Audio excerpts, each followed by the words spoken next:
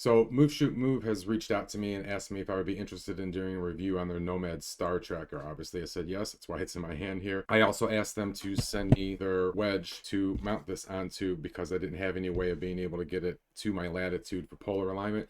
So they sent me the Wedge as well. I'll have links to both of these products in the description if you're interested. Also, if you use the code Deep Space Astro during your purchase, you'll get a 5% discount. So a little bit about this before we get started. The build quality on this is really nice. It's anodized aluminum, comes in at 0.95 pounds or 430 grams. Max payload on this is 7.7 pounds or 3.5 kilograms. So it can handle a significant amount of weight, especially if you're going to use a larger lens with it. We're going to get started. I'll show you guys how to set this up, how to get the laser pointer going with it so you can do your polar alignment, and then we'll take it outside and take some test images of it and see what we get. My name is Rich, and you're watching Deep Space Astro.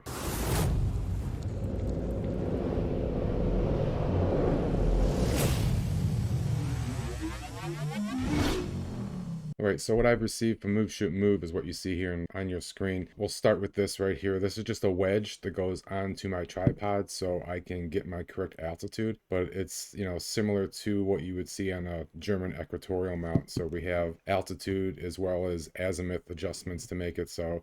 There's other ways of mounting this. I didn't have a proper pan and tilt tripod to be able to get everything set up, so I asked them if they could send me this, and they agreed to it, so they sent this over to me as well. We'll talk more about this when we get everything set up later in the video.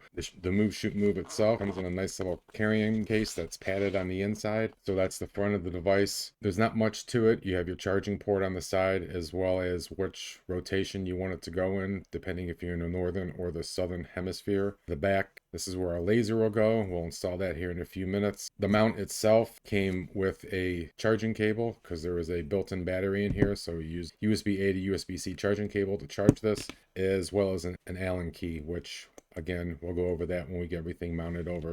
Over here, slide this to the side, is the laser that they sent me with it. So obviously that's the laser itself. The little Allen key to make adjustments if it comes out of alignment.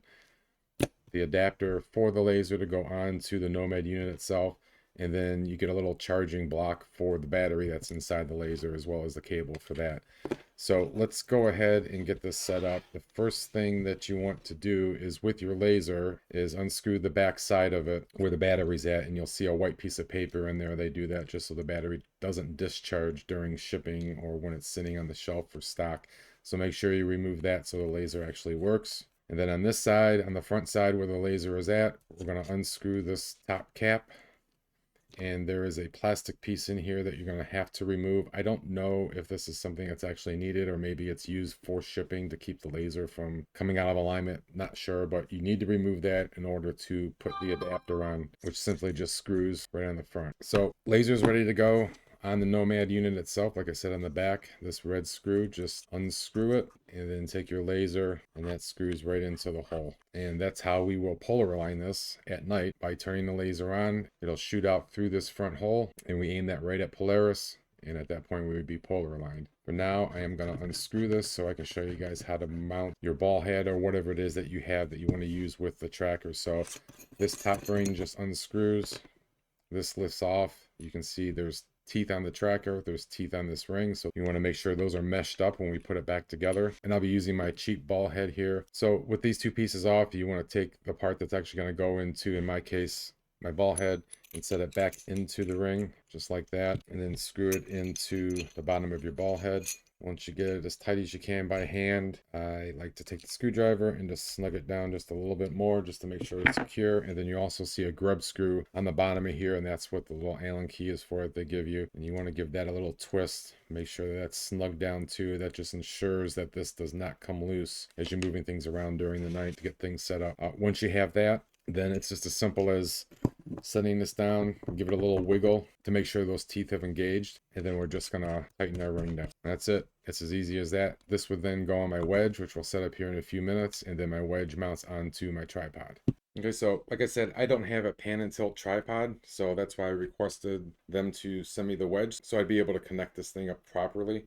If you have a pan and tilt, then you don't need something like this. Anything that allows you to tilt this thing up towards Polaris is all you really need. So first put the Wedge on the tripod. So once we're outside, all this is going to be facing north up this way. So that's the Wedge. And then we'd take the Nomad and slide that into place, secure it down, and then my ball head is where my camera would go, which I'm filming with right now, so I can't show you guys, but you get the idea, right? Just attaches right in the top here. And then again, we take our laser and screw it back into place, and that's it. It's as simple as that. We're ready to start shooting. Again, we'll hit the laser, we'll point that up to Polaris, get it polar aligned. One thing to keep in mind, especially when you have your camera up on top, is the hole that the laser shoots through can come up and hit your camera or hit one of these knobs. What I usually do is get everything set up, including my camera, and just loosen my ball head and spin everything out of the way just so the laser shoots past all the equipment and I can see what I'm doing when I'm polar aligning. Once I'm done with that, then I can spin things back, loosen my ball head, and point this wherever in the sky that I'm going to be imaging that night. It's daytime right now. We'll get this outside and take some shots with it and see how long of an exposure we can go before we start getting any star trailing. Okay, so I have the camera mounted on everything that we just went through previously here, and like I said, I'm just going to loosen the ball head and swing this over to the side just so the laser can shoot up past all the equipment. We'll turn the laser on, and you guys probably can't see it in the camera, but what we're going to do is just dial my altitude and azimuth in to get this lined up. We're going to put the laser right on Polaris, and that'll give us our rough polar alignment. Now, the easiest way to find Polaris, if you're not already familiar, is to first locate the Big Dipper, and then this star here in the bottom right corner, you want to draw a line from this star through the star right above it and keep that line going, and it'll take you almost directly to Polaris. It'll be just to the right of it in this example.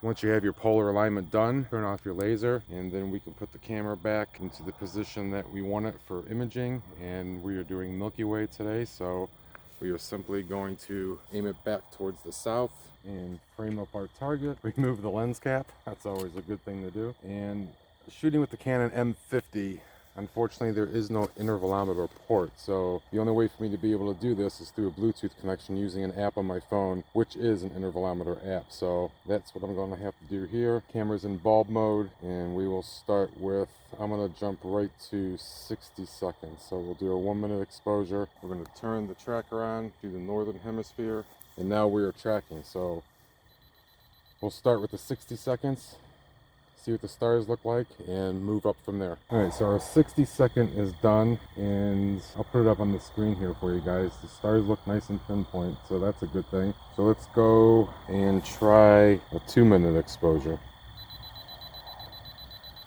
All right, 2 minute exposure is complete, and if I can get zoomed in here, yeah, the stars still look really nice. All right, I'm gonna push it to 4 minutes this time, and that's probably really pushing it, being polar aligned just with the laser. Move Shoot Move does have a polar scope that you can purchase, and that'll get you an even more accurate polar alignment, which would probably be better suited for anything, I would guess, over 2 or 3 minutes. But we're going to try it anyways and see what happens. Okay, 4 minutes. Yeah, I can see a little bit of stretching, but it doesn't look too bad. For posting on social media and stuff, I could probably get away with it. The only thing I have left to do right now is to take my foreground image, because as we're tracking, anything that's stationary in the image is going to actually be fuzzed out. It's going to look fuzzy, right? Because the camera's actually moving as it's tracking the sky. So again, anything that's stationary is going to have a blur to it. So I'm going to take my foreground image here, and we'll get them back into the office, into Photoshop, see if we can't blend the two together and get a usable image out of it. So I've gone ahead and already processed the image in Photoshop, and didn't need you guys watching me struggle with that because I don't do nightscape. I've been wanting to get into it. I've messed with it a year or so ago a little bit, but kind of put it on the side burner. But this tracker is going to get me back into it because I love this little thing. It really made things easy. Prior to having the Nomad, I pull out my GTI tracker with my computer, with Nina. It's a whole convoluted process for me to only be outside for a few minutes. So this makes it really easy. Like I said, it's super portable, super light, and can hold 7.7 pounds, right? So I'll show you that image here in a minute, but a few things I just wanted to go over again. Affiliate links in the description. Doesn't cost you anything to use them, just gives me a little bit of a commission if you make a purchase through them. And if you do make a purchase, purchase, make sure you use the code DeepSpaceAstro at checkout. You'll get 5% off of your total purchase. I also want to take this time to say thank you to all my members, both here on YouTube and on buymeacoffee.com. I appreciate each and every one of you. Thank you everybody for watching the videos, liking, sharing, subscribing. If you haven't done so, please consider doing that. It really helps the channel grow. So without further ado, here's my single 4-minute exposure taken with the Nomad Star Tracker from Move Shoot Move.